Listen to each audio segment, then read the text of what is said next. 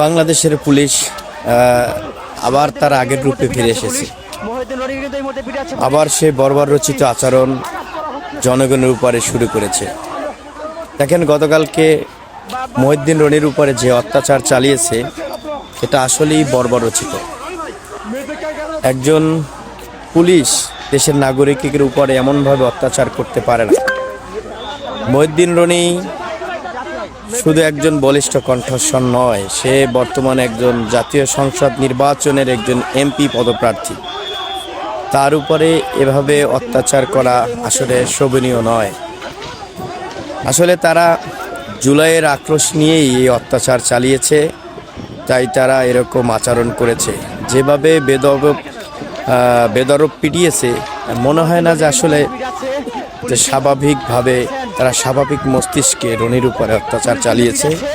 এটা আসলে উদ্দেশ্য প্রণীত এবং আগের জিত থেকেই তারা এই ধরনের আচরণ করেছে।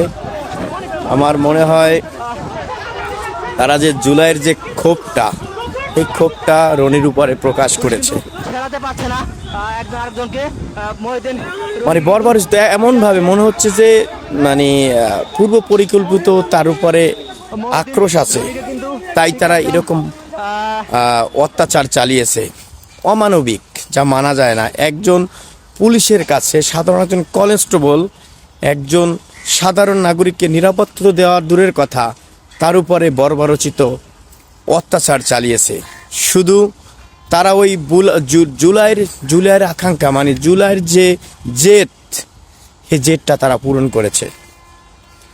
আসলে ডক্টর মোহাম্মদ ইউনূস সাহেব, প্রধান উপদেষ্টা ডক্টর মোহাম্মদ ইউনূস সাহেবকে জুলাই যোদ্ধারা যে লক্ষ্য নিয়ে, যে ম্যান্ডেট নিয়ে তাকে বসানো হয়েছে ক্ষমতায়, আসলে ডক্টর মোহাম্মদ ইউনূস সেই জনগণের আকাঙ্ক্ষা পূরণ করতে ব্যর্থ হয়েছে। যদি জনগণের আকাঙ্ক্ষা সে পূরণ করতে পারতো, আজকে জনগণ এরকম লাঞ্ছিত হতে পারতো না। একটা কথা মনে রাখবেন, যদি জুলাই হারিয়ে যায় তাহলে এদেশে অনেক কিছুই হারিয়ে যাবে।